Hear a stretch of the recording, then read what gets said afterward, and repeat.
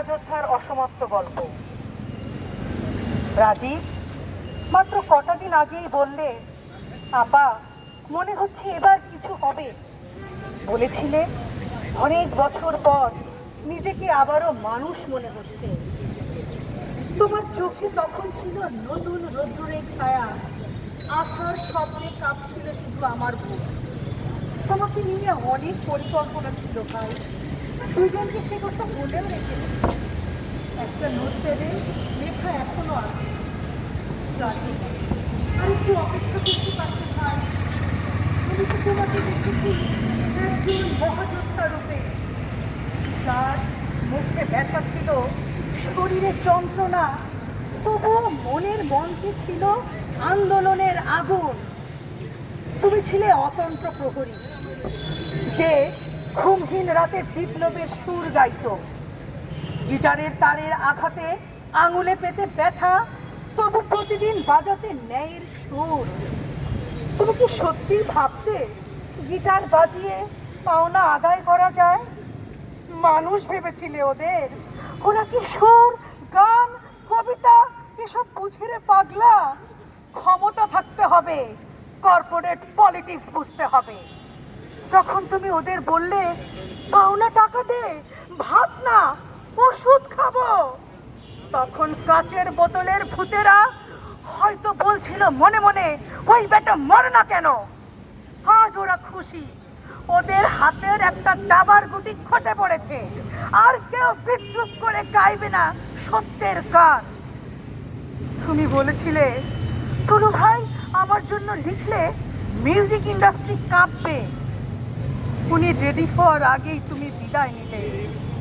কি তারা ছিল তোমার, চেয়েছিলে তোমার নামের মিতা আর এক রাজীব তোমার হয়ে একটা পোস্ট শেয়ার করবে। তোমার হয়ে আমি অনুরোধও করেছিলাম, তুমি শুধু চেয়েছিলে একটু অ্যাটেনশন। আমি ঠিক সময়েই পৌঁছে দিয়েছিলাম দ্বীপে, কিন্তু তোমার ফেসবুক প্রোফাইলে হয়তো কিছু ঘাটতি ছিল, তাই বাদ করে গেছে। তোমার মৌরি প্রথমেই আমাকে কল ও ভয়েস মেসেজ পাঠালো মধ্যরাতে, অ্যাম্বুলেন্স অ্যাম্বুলেন্স বলে চিৎকার। আমি যে অন্য টাইম জোনে, তাই ঘুমেছিলাম, ফোন সাইলেন্ট মোডে। মেসেজ দেখে যখন কল দিলাম, তুমি তখন জানাজার পথে। দূর থেকে দেখেছি তোমার যাত্রা, তোমাকে মাটিতে শুইয়ে বাঁশে ঢেকে দিল সবাই। তারপর তুমি হারিয়ে গেলে মহাকাশে নক্ষত্র হয়ে।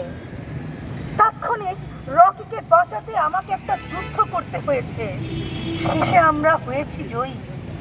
তোমার রকি উদ্ধার হয়েছে, রকি এখন ঘুরে ঘুরে খুঁজে তোমাকে। তুমি তো কখনো বলনি ওর ক্যাটফুডের নাম।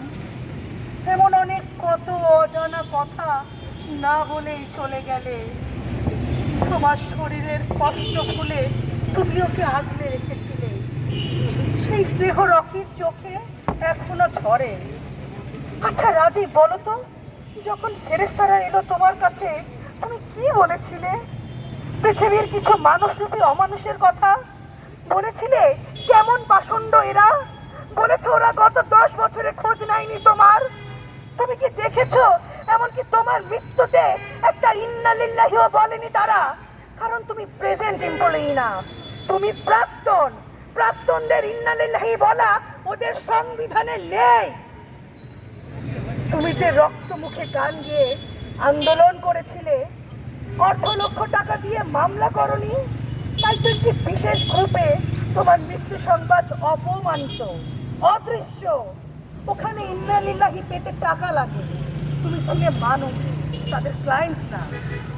ইউনিয়ন যেমন বুঝে কাফন সরিয়ে মুখ দেখে এমপ্লয়ি আইডি মিলিয়ে তবেই দেয় কন্ডোলেন্স মেসেজ, তেমনি পেইড লিস্টে তুমি নেই বলে তুমি ডিসকোয়ালিফাইড ওদের হিসাবে।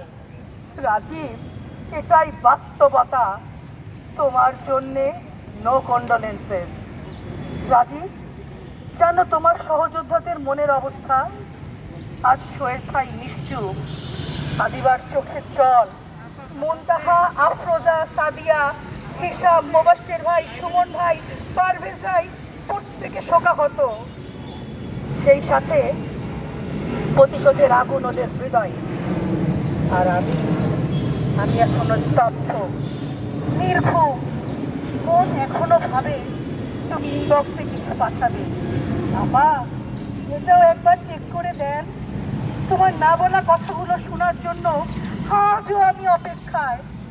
ফোন স্ক্রল করে করে তোমার প্রতিটা লেখা আবারও পড়ি, গানগুলো শুনি, রকির সাথে খুনসুটির চিত্রগুলো দেখি। মৌরি এখনো তোমার ফোন থেকে কল দেয় অসংখ্যবার। আর আমি সারা দিন তুমি এখনো